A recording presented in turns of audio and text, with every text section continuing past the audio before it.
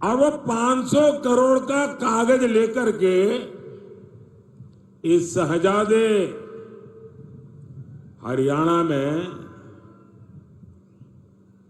पूर्व सैनिकों के सम्मेलन करते थे, पंजाब में जाते थे, हिमाचल में जाते थे और भ्रम फैलाने का काम करते थे कि देखिए हमने वो आरोपित कर दिया, 1 रैंक 1 पेंशन कर दिया। इनकी झूठ बोलने की इतनी हिम्मत है, इनकी झूठ बोलने की इतनी आदत है, बड़े बड़े पत्रकार भी भ्रम में रहते हैं, ऐसा शानदार झूठ बोलते हैं लोग। भाइयों बहनों, जब आपने मुझे सेवा का अवसर दिया, मोदी ने डंके की चोट पर 1 रैंक 1 पेंशन का वायदा पूरा किया।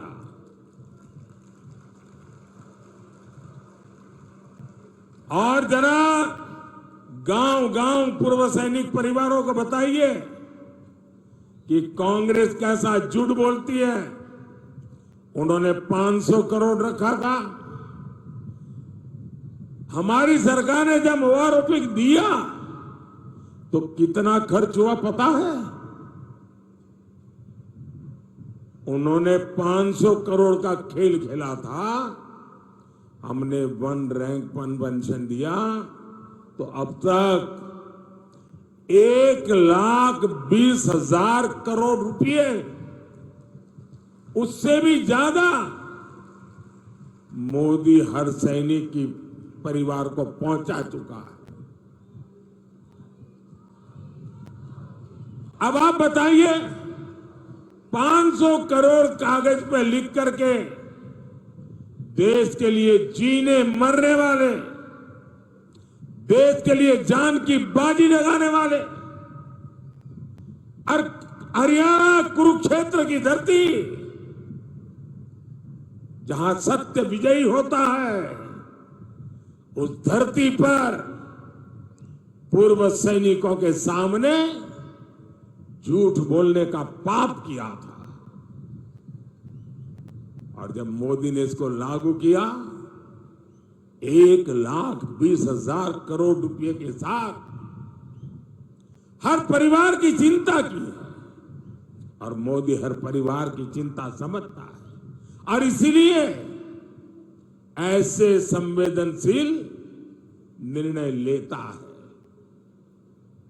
साथियों, मोदी विकसित भारत का संकल्प लेकर निकला है, और जब मैं विकसित भारत का संकल्प निकल के निकला हूं, तब हरियाणा का मुझ पर बहुत अधिकार भी है, क्योंकि मेरी विकास यात्रा में हरियाणा के भी संस्कार है।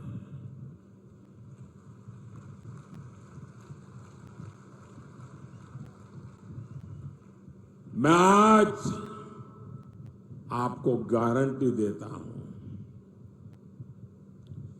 आपका सपना ही मेरा संकल्प है।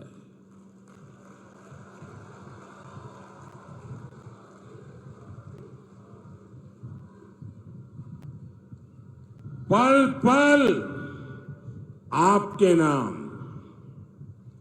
पल पल देश के नाम, 24/7 फॉर 2047।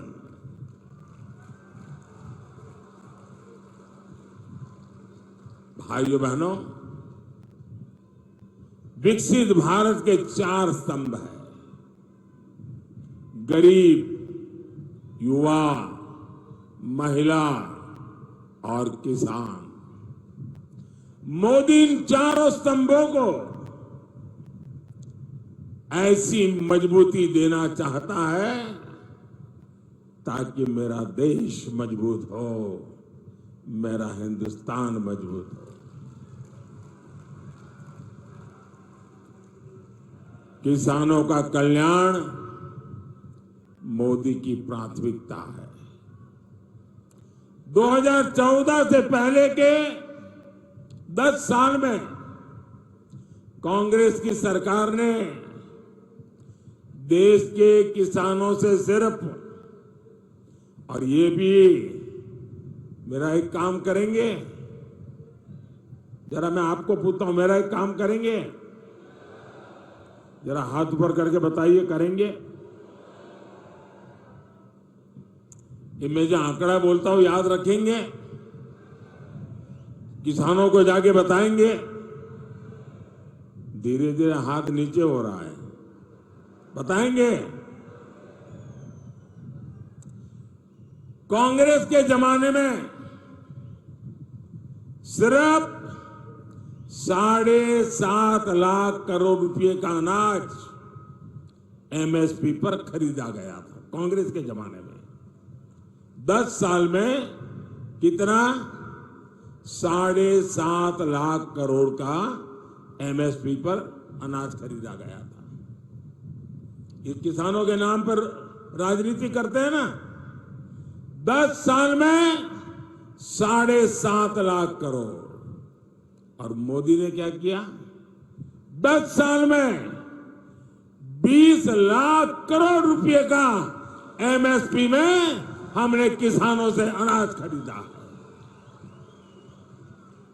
यानी 3 गुना अनाज एमएसपी पर खरीदा गया है। और पहले तो पैसा मिलने में भी कई महीने लगते थे। अब पैसा सीधे किसान के नाम पर बैंक के खाते में जमा हो जाता है। साथियों, कांग्रेस ने गन्ना किसानों को सिर्फ और सिर्फ धोखा दिया है। आज गन्ने का एफआरपी करीब करीब 350 रुपये क्विंटल है, जबकि कांग्रेस की सरकार करीब 210 रुपये प्रति क्विंटल देती थी। ये आंकड़े याद रखना, मुंह तोड़ जवाब देना इस झूठ बोलने वालों को। 2014 में जब हम लोग आए तब गन्ने का बकाया करीब 60,000 करोड़ रुपया था। किसान का पैसा था, उसकी मेहनत का पैसा था। 60,000 करोड़ रुपया बकाया था, जबकि इसी साल हमने 1,14,000 करोड़ की पेमेंट की है।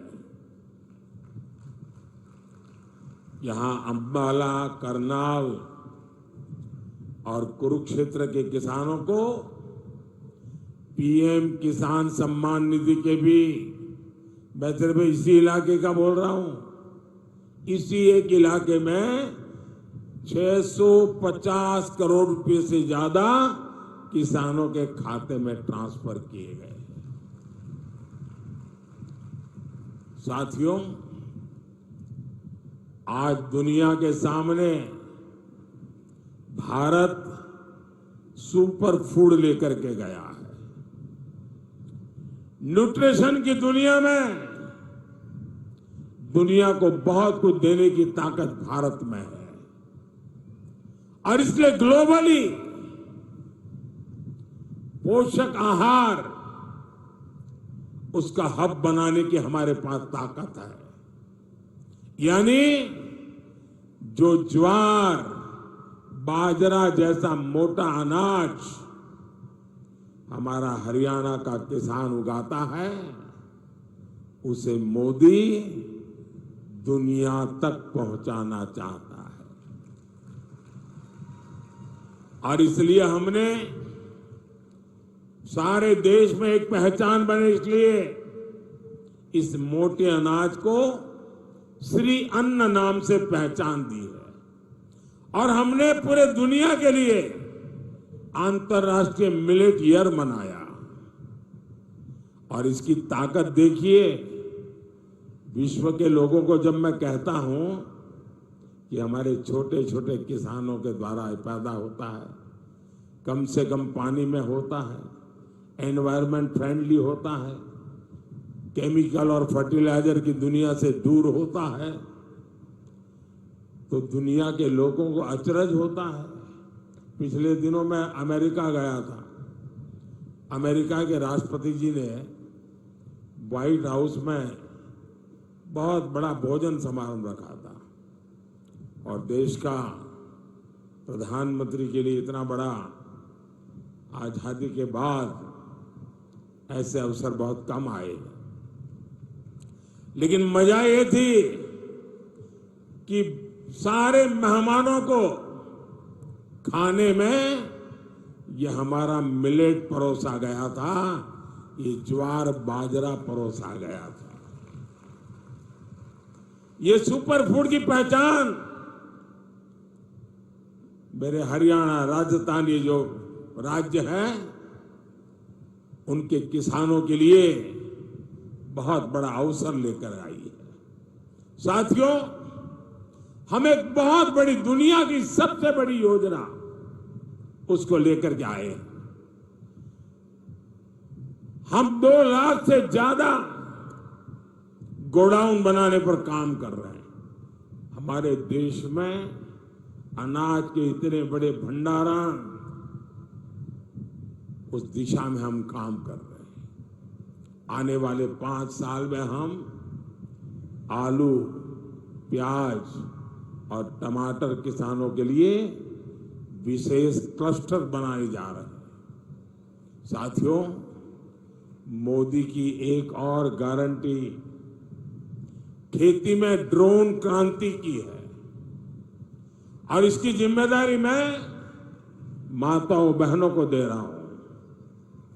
मैं गांव की महिलाओं को ड्रोन पायलट की ट्रेनिंग दे रहा हूं। लाखों रुपए का ड्रोन उनको दे रहा हूं। और हरियाणा के कृषि क्षेत्र को जिस तरह यहां की माताएं बहनें संभाले हुए, आप देखिएगा खेती के ड्रोन के इस्तेमाल में भी हरियाणा सबसे आगे रहेगा।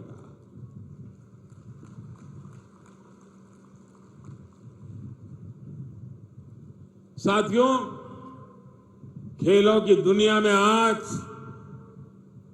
हरियाणा का इतना नाम है, तो उसके पीछे हमारी बेटियों की ताकत है। और मोदी ने बेटियों के लिए सैनिक स्कूलों के भी दरवाजे खोल दिए। अभी एनडीए में महिला कैडेट्स का जो पहला बैच ट्रेनिंग ले रहा है, उसमें बड़ी संख्या में हमारे हरियाणा की बेटियां हैं। साथियों, कांग्रेस को महिलाओं से, किसानों से, नौजवानों से कोई मतलब नहीं है। कांग्रेस को सिर्फ वोट से मतलब है। अब बताइए, दिल्ली और हरियाणा में हाथ में झाड़ू लेकर घूम रहे हैं और पंजाब में कह रहे हैं झाड़ू वाला चोर है। अब इन्होंने हरियाणा वालों को समझ क्या रखा है? भाइयों बहनों, इनके लिए वोट बैंक ही सब कुछ है।